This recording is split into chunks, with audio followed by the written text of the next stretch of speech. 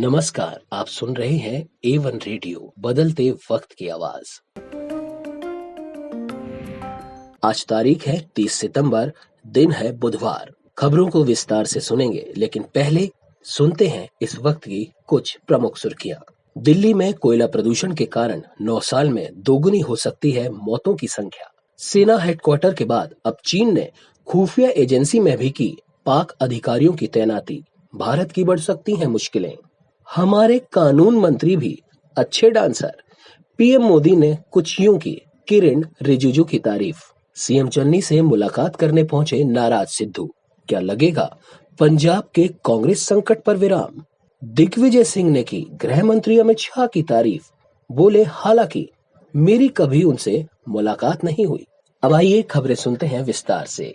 राजधानी में अगले 9 साल में कोयले से होने वाले वायु प्रदूषण के कारण समय से पहले मौतों के आंकड़े दोगुने हो सकते हैं। नए आंकड़े बताते हैं कि 2030 तक 5,280 समय से पहले मौतें हो सकती हैं। ये रिपोर्ट 2020 और 2030 के बीच कोल फ्लीट को 64 GW तक बढ़ाए जाने की भारत की योजना के बाद सामने आई है। कोयला मुक्त शहर स्वच्छ ऊर्जा क्रांति के लिए स्वास्थ्य और आर्थिक मामले में C40 सिटीज की रिपोर्ट के मुताबिक दिल्ली में एक साल में कोयला संबंधी प्रदूषण के कारण समय से पहले 330 मौतें हुई हैं। हालांकि 2030 तक हर साल 250 से अधिक ऐसी मौतें होंगी। भारत में कोयला से बनने वाली बिजली का करीब 12% हिस्सा दिल्ली के 500 किलोमीटर के दायरे में उत्पादित होता है। चालू योजना के तहत 2020 और 2030 के बीच राष्ट्रीय कोल फ्लीट में 28% तक की बढ़ोतरी होगी, न कि 20% तक घटेगी। इससे दिल्ली के निवासियों के स्वास्थ्य पर खतरा और बढ़ेगा और भारत की जलवायु और वायु गुणवत्ता का लक्ष्य भी प्रभावित होगा। C40 सिटीज के नॉलेज एवं रिसर्च प्रमुख डॉक्टर रशेल हक्सली ने कहा, कोयला आधारित बिजली संयंत्रों से होने वाले वायु प्रदूषण के कारण राजधानी में समय से मौतों की सालाना संख्या करीब दोगुनी हो सकती है। आपने ये तो सुना ही होगा कि दुनिया के ज्यादातर देश एक दूसरे से सुरक्षा संबंधी जानकारियां साझा करते हैं, लेकिन क्या आपने कभी ये सुना है कि कोई देश अपनी सेना के हेडक्वार्टर में दूसरे देश के सैन्य अफसरों की तैनाती करते हैं? जी हाँ, कुछ ऐसे देश भी हैं जो ऐसा करते हैं और ये देश हैं चीन और पाकिस्तान। ये दोनों देश एक दूसरे को ऑल वेदर फ्रेंड की संज्ञा देते हैं। खुफिया रिपोर्ट के अनुसार पहले तो इन दोनों देशों के बीच मजबूत संबंध थे, लेकिन अब सेना के साथ साथ खुफिया एजेंसियों के बीच भी तालमेल बढ़ गया है।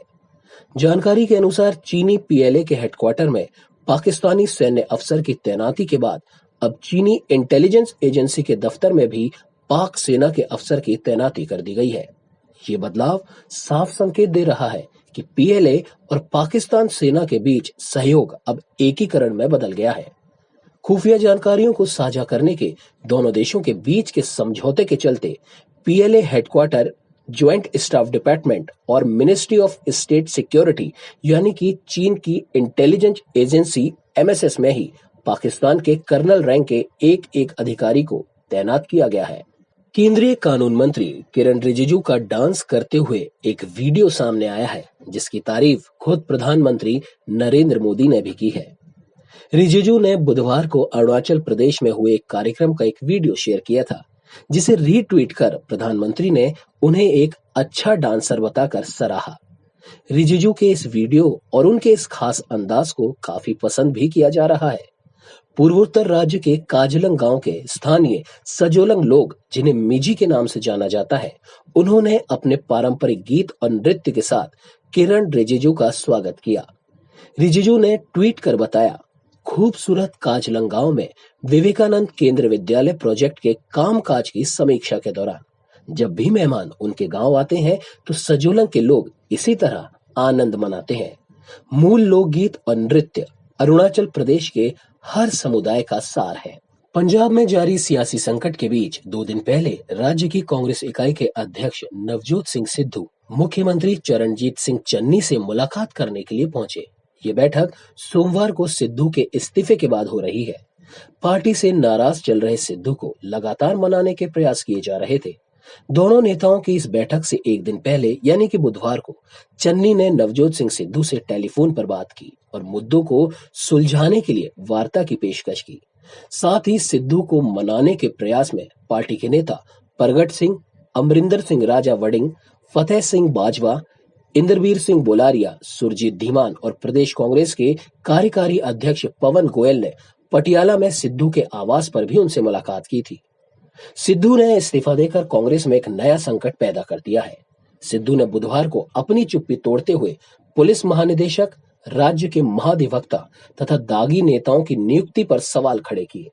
हालांकि सीएम चन्नी ने नियुक्तियों का बचाव करते हुए कहा कि उन्होंने पार्टी सदस्यों से मिली प्रतिक्रिया के आधार पर काम किया। उन्होंने कहा कि मुझे कोई आपत्ति नहीं है या किसी भी बात को लेकर कोई अहंकार नहीं है। मुख्यमंत्री ने संकेत दिया कि वो निर्णयों की समीक्षा के लिए तैयार हैं। राष्ट्रीय स्वयंसेवक संघ और भारतीय जनता पार्टी के मुखर विरोधी कांग्रेस के वरिष्ठ नेता, राज्यसभा सांसद और पूर्व मुख्यमंत्री दिग्विजय सिंह ने बुधवार को ऐसी बात कही जिस पर एकदम से यकीन नहीं हुआ। उन्होंने सार्वजनिक मंच से गृह मंत्री अमित शाह और फिर आरएसएस की तारीफ की। हमेशा संघ और भाजपा का विरोध करने वाले दिग्विजय की ये बात सुनकर सुनने वाले भी एक बार तो चौंक ही गए। मौका था राजधानी भोपाल में नर्मदा परिक्रमा पर लिखी किताब के विमोचन कार्यक्रम का। पूर्व मुख्यमंत्री दिग्विजय सिंह ने उस कार्यक्रम में न केवल केंद्रीय गृह मंत्री अमित शाह बल्कि राष्ट्रीय स्वयंसेवक संघ की भी खुलकर तारीफ की। हालांकि उन्होंने ये तारीफ अपनी नर्मदा परिक्रमा के दौरान संघ और बीजेपी से मिले सहयोग के लिए की थी। किताब के विमोचन कार्यक्रम को संबोधित करते हुए दिग्विजय सिंह ने कहा कि जब उनकी यात्रा गुजरात से गुजर रही थी तो अमित शाह ने यात्रा के दौरान फॉरेस्ट ऑफिसर से कहकर रेस्ट हाउस में उनकी व्यवस्था कराई थी। दिग्विजय सिंह के मुताबिक वो अमित शाह के सबसे बड़े आलोचक हैं। फिर भी उन्होंने फॉरेस्ट ऑफिसर से कहा कि उनकी यात्रा में कोई विघ्न नहीं आना चाहिए। अमित शाह से मेरी आमने सामने कभी मुलाकात नहीं हुई है। हालांकि मैंने अमित शाह को इसके लिए धन्यवाद पहुंचाया था। राजनीतिक सामंजस्य का ये प्रमाण है जिसे हम कभी-कभी भूल जाते हैं।